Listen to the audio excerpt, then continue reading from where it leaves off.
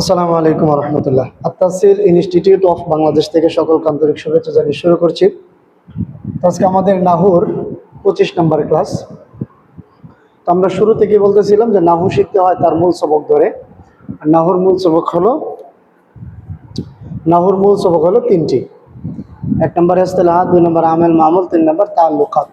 ইসতিলাহাত 9 প্রকার 36টি, আমেল মামুল 25 করে 50 প্রকার, তাআল্লুকাত হলো 17 প্রকার। তো আমরা ইসতিলাহাত আলোচনা শেষ করেছি আগে। আমেল মামুল, আলোচনা এখন চলতেছে। আমেল মামুল থেকে আমেলের আলোচনা চলতেছে। তা আমেলের আলোচনা আমরা কিছু করেছি। তো আমেল যেহেতু 25 প্রকার, আমরা আমেলের আলোচনাটা এখানে করতেছি। আজকে আমাদের 25 নম্বর ক্লাস। তো প্রথমত আমেল বলা হয় যার দ্বারা শব্দের শেষে অক্ষরের এরাবের পরিবর্তন হয় তাকে। আমেল প্রথমত 2 প্রকার। একটা হলো প্রকাশ্য আমেল, যেটাকে আমেল লফজি বলে, আর একটা হলো অর্থগত আমেল, যেটাকে আমেল মানবী বলে। এই প্রকাশ্য আমেলটা 3 প্রকার: হরুফে আমেলা, আফআলে আমেলা, আসমায়ে আমেলা। আর অর্থগত যে আমেল মানবী, এটা 2 প্রকার: ইবতিদা, আর একটা হলো ফেলে মুজারে, যখন আমেলে নাসিব আমেলে জজম থেকে খালি হয়। তো আমরা হরুফে আমেল 8 প্রকার দেখতেছিলাম। হরুফে আমেল 8 প্রকার, সংখ্যা হলো 41টি। এই হরুফে আমেল 8 প্রকার থেকে আমরা হরফে জর, হরফে মুশাব্বাহ বিল ফিল, মাওয়ালাল মুশাব্বাহাতান বিলাইসা, লাইন অফ জিন্স, আমরা 4 প্রকার দেখেছি। আজকের এই ক্লাসে আমরা হরফে নেদা 5 নাম্বার। হরফে আমেল 8 প্রকার: হরফে জর, হরফে মুশাব্বাহ বিল ফিল, মাওয়ালাল মুশাব্বাহাতান বিলাইসা, লাইন অফ জিন্স, হরফে নেদা, আমেলে নাসিব, আমেলে জজম, হরফে ইস্তিসনা। এর মধ্যে থেকে 5 নম্বর হলো হরফে নেদা। হরফে নেদা 5টি: ইয়া, আয়ে, হায়া, আই, হামজায়ে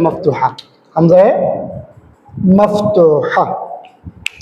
তো ইয়াটা নিকটবর্তী এবং দূরবর্তী, করিব ও বাইদের জন্য ব্যবহার হয়। আয়া, হায়া এটা দূরবর্তীর জন্য ব্যবহার হয়। আই আর মানে হামজায়ে মাফতুহা, এটা নিকটবর্তীর জন্য ব্যবহৃত হয়। এটা হলো হরফে নেদা।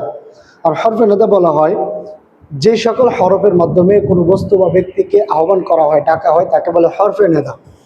যাকে ডাকা হয়, যে বস্তুকে বা যে ব্যক্তিকে ডাকা হয়, তাকে বলে মুনাদা। আর ডাকার পরে যেটা বলা হয় ওইটাকে বলে জওয়াবে নেদা। তাহলে হরফে নেদা হলো যার দ্বারা ডাকা হয়, আহ্বান করা হয়। যাকে ডাকা হয় তাকে মুনাদা বলে, যার দ্বারা ডাকা হয় তাকে বলে হরফে নেদা, যাকে ডাকা হয় তাকে বলে মুনাদা। ডাকার পরে যেটা বলা হয় ওইটা হলো জওয়াবে নেদা।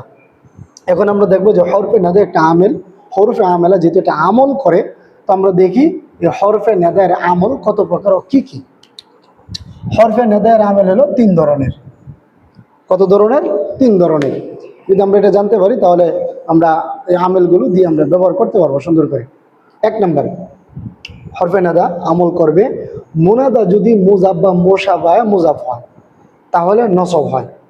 মুনাদাটা মানে যাকে ডাকা হয় এটা যদি মুজাফ হয় অথবা মুশাবাহ মুজাফ হয়েছে তাহলে নসব হবে। যেমন ইয়া আব্দাল্লাহ, ইয়া আব্দাল্লাহ, ইয়া এটা হলো হরফে নেদা, ডাকা হচ্ছে এখানে আব্দুল্লাহকে।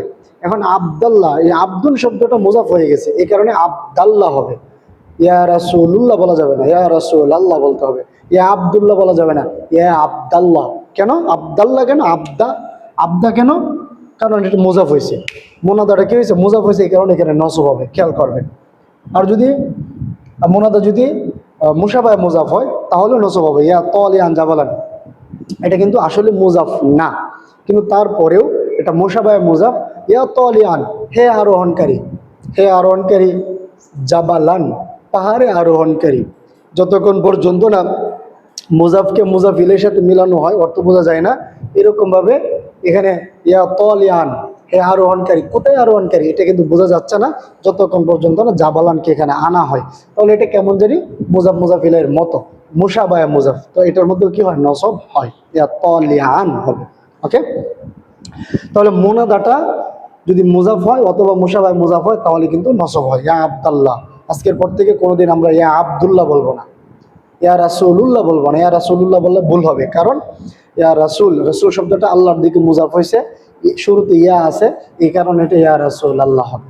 ওকে, হরফে নেদার দ্বিতীয় আমল হলো যে মুনাদা যদি মুফরাদ মারিফা হয় তাহলে সর্বদা আলামত রফায়ের উপর মবনি হয়। যেমন ইয়া জাইদু ইয়া রাজুলু, ইয়া জাইদু ইয়া রাজুলু।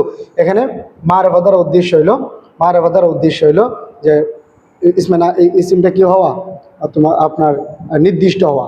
এক্ষেত্রে এই যে মারে বা জাইদু রজুলু দুটোটাই হতে পারবে, দুটোটাই কি হতে পারবে। আর এখানে মুফরাদার উদ্দেশ্য হলো মুজাব্বা মুশাবাহ মুজাব না হওয়া, তার মানে ওয়াহেদ তাসনিয়া জমা হতে পারবে।